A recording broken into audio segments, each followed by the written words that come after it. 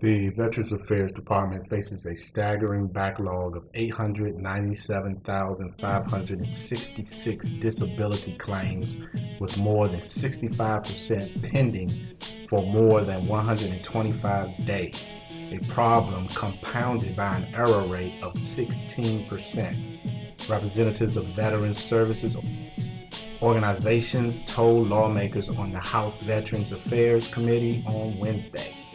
The department has seen a 48% increase in claims since 2008. Officials expect the backlog will grow to 1.2 million claims this year, and another 50,000 will accrue in 2013 as veterans of the Afghanistan and Iraq wars flood the system. Veteran Affairs Secretary Shinseki told the Senate Veteran Affairs Committee in March he vowed to process all claims in fewer than 125 days with a 98% accuracy standard by 2015. Jeffrey Hall, Assistant National Legislative Director for Disabled American Veterans and Advocacy Group, told House lawmakers on Wednesday that while the elimination of the backlog will be a welcome milestone, we must remember that eliminating the backlog is not necessarily the same goal as reforming the claims processing system, nor does it guarantee that veterans are better served. James Ware, Assistant Director for Veterans Benefits Policy for the group Veterans of Foreign Wars, testified that the high error rate and the poor quality of VA's rating decisions, which determine the financial benefits veterans receive, are a serious problem.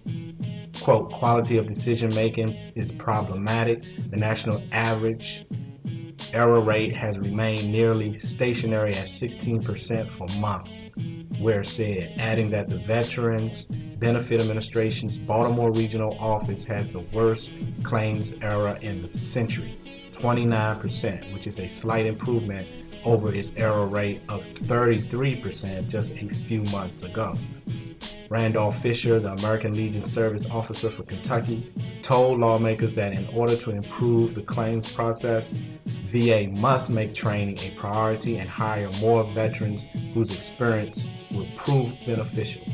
Hall said due to the budget constraints, VA has cut back on training, conducting it locally rather than using its National Training Academy. Quote, we have concerns that this change was made strictly for short-term financial considerations rather than to achieve the long-term goal of reforming the claims processing system, he said. Many of our top government officials are heard saying publicly how much they appreciate our veterans and the sacrifices they made. They say that our veterans are our heroes. If this is true, why are there almost 900,000 of them with pending disability claims, with 65% of them pending for more than 4 months? Is this any way to treat a hero, someone you honor and appreciate? Once again, your actions are not matching your words. I encourage everyone watching this video to please put more emphasis and careful attention on what our politicians do.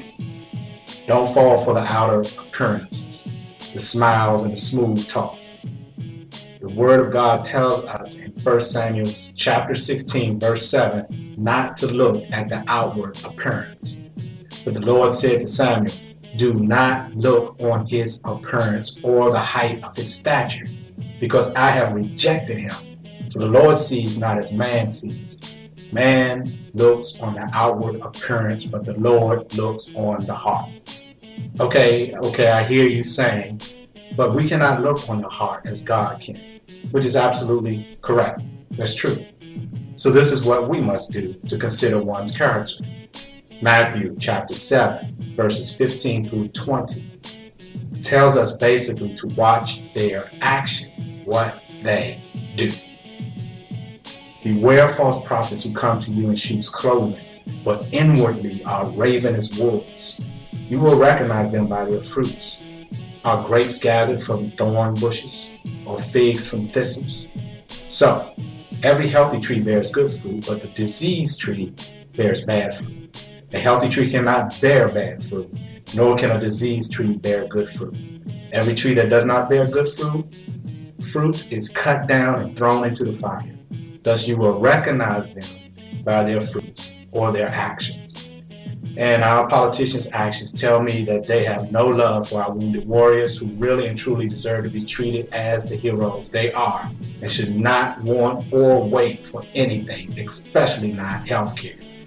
But yet both Bush and Obama feels it's perfectly okay to jet around in Air Force One on excessive family vacations because they work so hard and are doing such a great job. I totally disagree. Thanks for watching. Peace and love.